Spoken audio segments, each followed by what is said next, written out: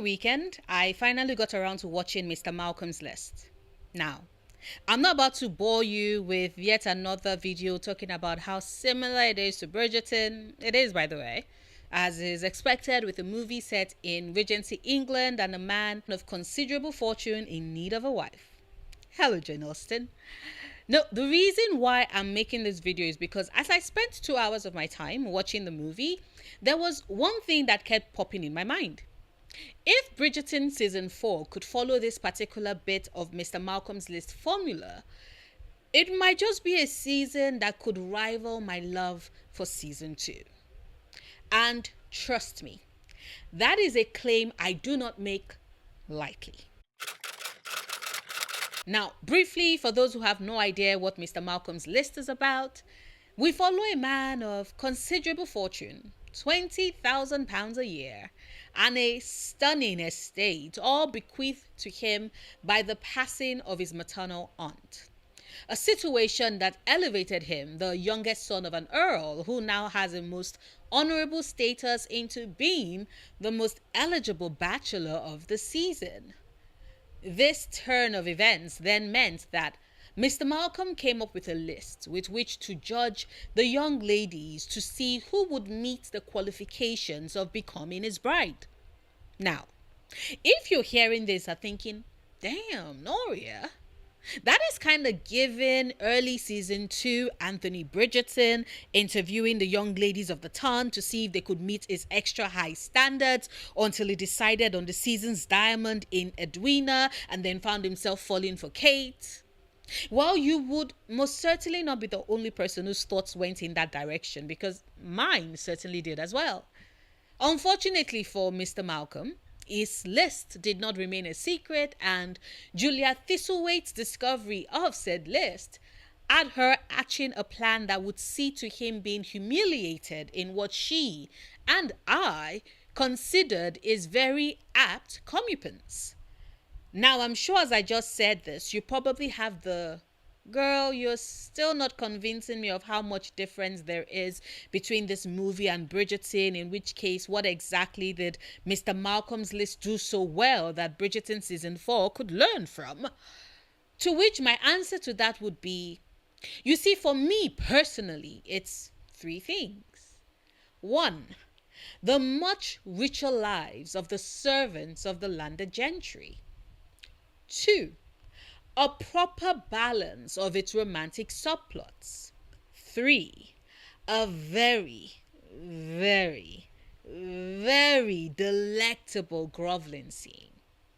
And we'll start with number 1. Because yes, Mr. Malcolm's List hooked me with the gowns, the lavish parties, the promenades that resulted in suitors fighting over our girl. I absolutely enjoyed the drama of it.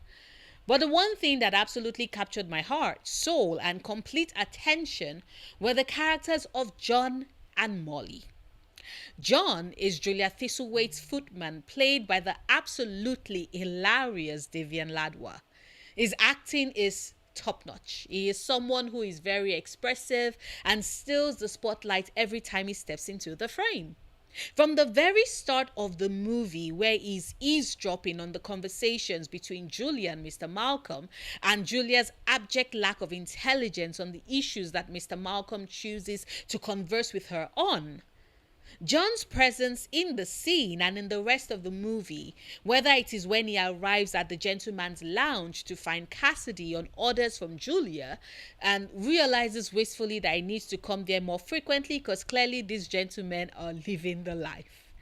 He chews up every scene he's in, while very clearly showing the audience that he might be someone who has always existed in the background and fringes of high society, but he sees it all, isn't emotionless about his experiences, and clearly has thoughts on how his mistress and her cousin conduct themselves.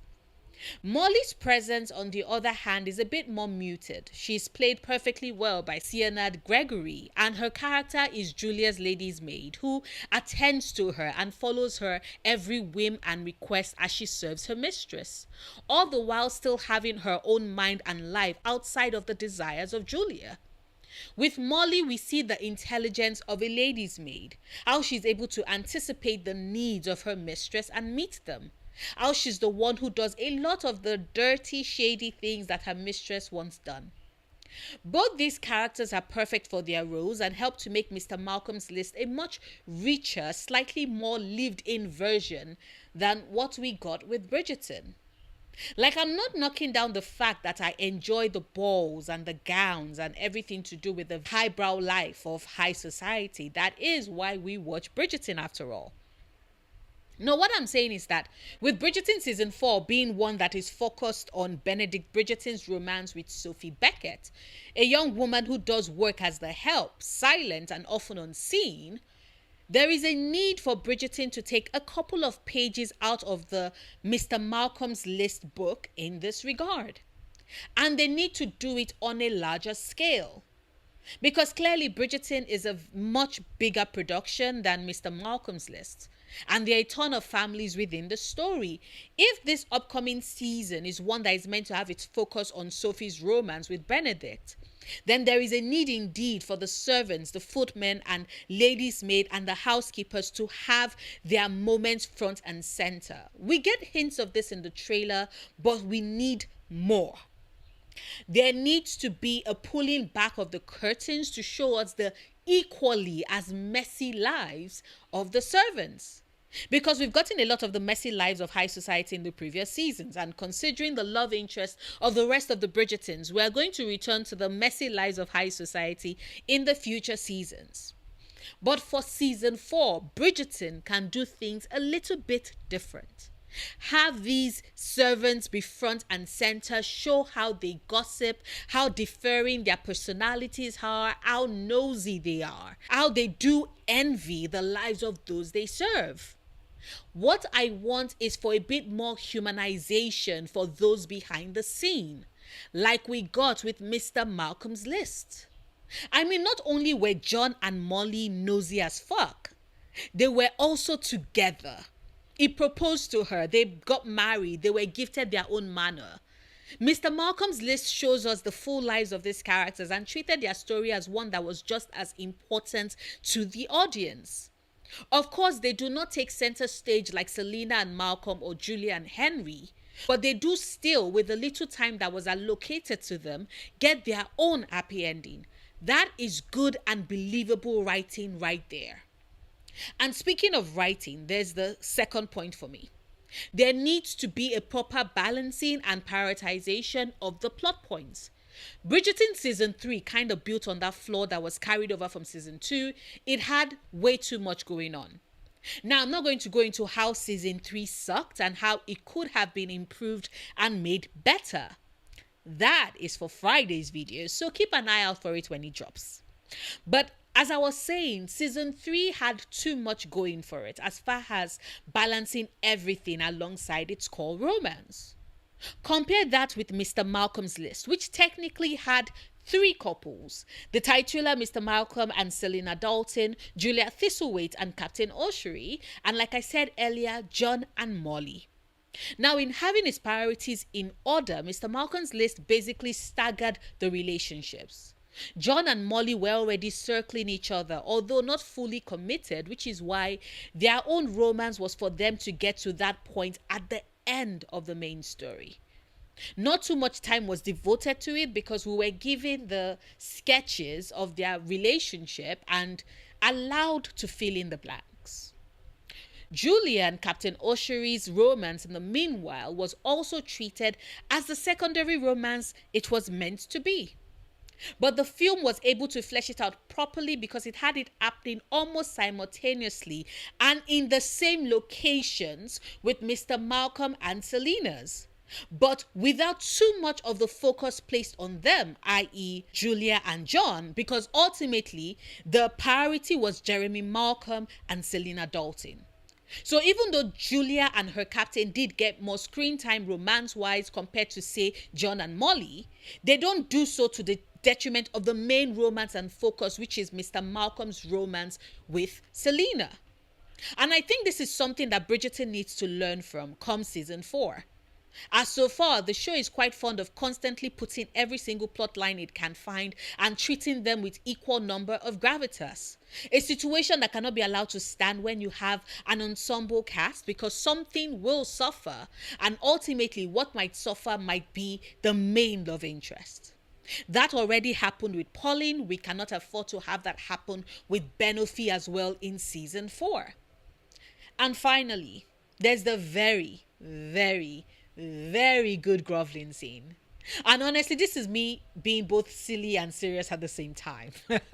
Because I am not going to lie, this girl talking to you right here, right now, I am a huge fan, an absolute sucker for a good groveling scene. It gets me in the guts and in the feels every damn time. And so when I see a good groveling scene in a movie or a show or read about it in a book, I am always screaming with glee. And even though the groveling scene for Mr. Malcolm's List was short, it was so good. Not to spoil it for those who haven't seen the movie yet and plan to, Jeremy Malcolm has put his entire ass foot in his mouth with regards to Lena, and she was returning home to Sussex. Desperate to not lose his chance with her, he goes chasing after her, and then right against the backdrop of gorgeous green, he falls to his knees and begs her. The way I screamed, I'm sorry, I'm a sinful girl. A good groveling can take a scene for me from a 4 to a full on 10, which was the case for me when Jeremy fell to his knees. I was just screaming, now that's what I'm talking about. I'm a big fan of whoever the injured party is. The person who is coming to apologize should and must grovel enough to satisfy my bloodthirsty, grudge-holding heart. And now I'm sure you're asking, that's all well and good, Noria, but what on earth has this got to do with Bridgerton season 4? Well, you see, it's because groveling is a core part of Benedict's story in season 4. Like, I love my baby boy, my son with the artistic soul, but Benedict's treatment of Sophie in parts of An Offer from a Gentleman, which is their book, by the way, had me almost yanking out my hair. I am not going to go into details for those who haven't read the book yet and are show onlys, as I do not want to spoil things for you, but just know that Benedict Bridgerton has a hard time accepting the word no. And when you get to the end of the book, it doesn't grovel as much to my satisfaction as I would have preferred. So seeing that scene in Mr. Malcolm's List confirmed for me that you can make a satisfactorily groveling scene even if you don't devote as much time to it. Now, I prefer my groveling to be over days, weeks, months, if possible. What can I say? I want to read or see these characters in pain when they mess up. But if we're not going to get that amount of time, then a sinking to their knees in absolute desperation with zero respect or thought for their standing or class would do me in a jiffy. And I want the possibility of that for my girl, Sophie. Because in the book, baby girl went through it. But of course, that's just me and my thoughts. What about you? Have you watched Mr. Malcolm's List? Are there any parts of how the story was told that you would love to see explored in season 4 of Bridgerton? Or maybe there are just things you hope are done better in season 4 that are in no way connected to the movie? Drop it down in the comments below. Like this video if you've gotten this far and haven't done so yet. Share this if you want. Support me on Patreon if you can. And until tomorrow's video, do remember, obsessing over the things you love, perfectly valid coping mechanism.